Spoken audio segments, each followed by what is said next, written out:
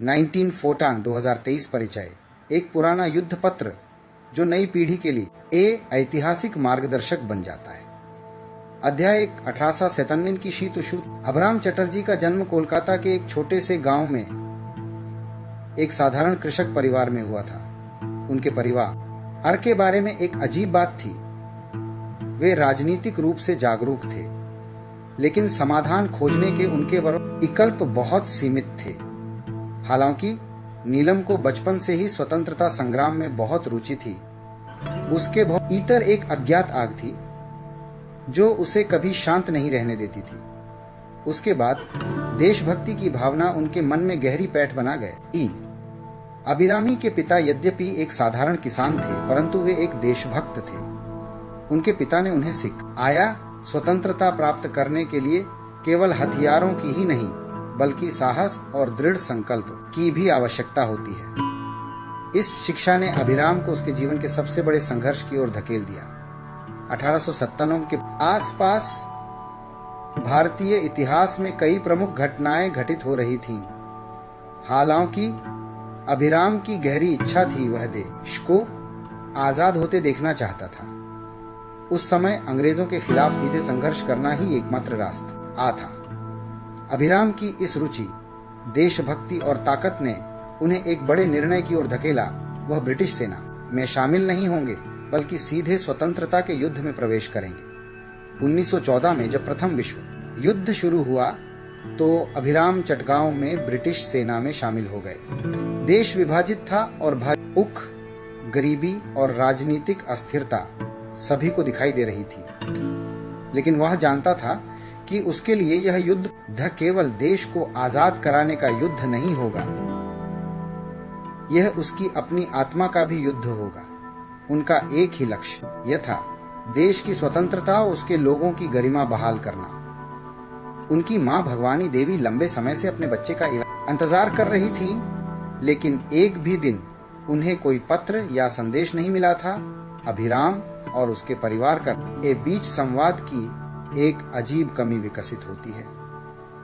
British सरकार ये अच्छी तरह जानती थी कि वह भारत के लोगों की भावनाओं और इतिहास के प्रति कितनी दयालु है। देश के लिए अपनी जान कुर्बान करने वालों का सरकार ने कभी उचित सम्मान नहीं दिया। अभिराम के परिवार को लंबे समय तक उसकी मृत्यु की खबर नहीं मिली। उनकी मां और परिवार के अन्य सदस्यों ने पूरे दिन उथल पुथल में बिताए।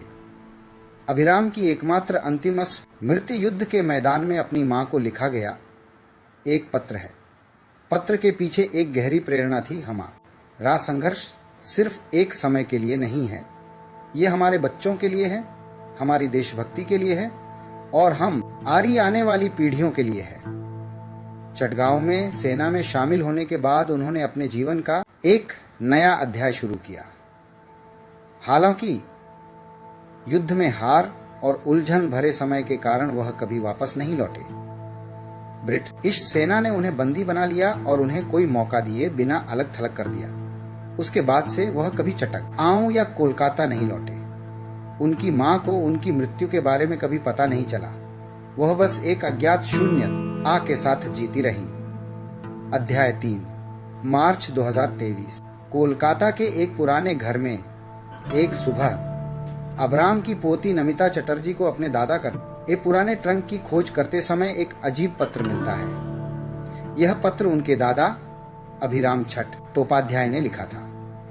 पत्र को इस तरह संरक्षित किया गया था कि समय के साथ वह खो सकता था। यह पत्र उनके दादा ने उस समय लिखा था जब वे ब्रिटिश सेना के साथ युद्ध के मैदान में थे। पत्र में उनके धा के लिए एक शाश्वत संदेश था। मां के आशीर्वाद से मैं लड़ूंगा, आजादी मिलेगी। ये हमारी आने वाली पीढ़ियों के लिए एक बलिदान है, फिर भी हम सब कुछ देंगे। जब नमिता ने पत्र पढ़ा तो उसकी आंखों में आंसू आ गए। उसे एहसास होता है कि यह पत्र न केवल उसके दादा के जीवन का हिस्सा है, बल्कि एक राष्ट्र के इतिहास का भी हिस्सा। चौथा अध्याय। अपने दादाजी के जीवन के बारे में विवरण जानने के लिए पत्र पर शोध करना शुरू किया।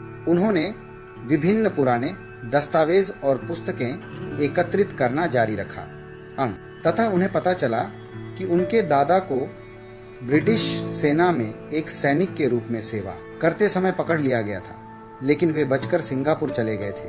वहां उन्होंने अपना नाम बदलकर उन्होंने अपना नाम सेमिर चटर्जी रखा और कई युद्ध बंदियों का इलाज किया, लेकिन उसके परिवार को उसके बारे में कुछ भी पता नहीं था। उन्हें लगा कि वह मर चुका है।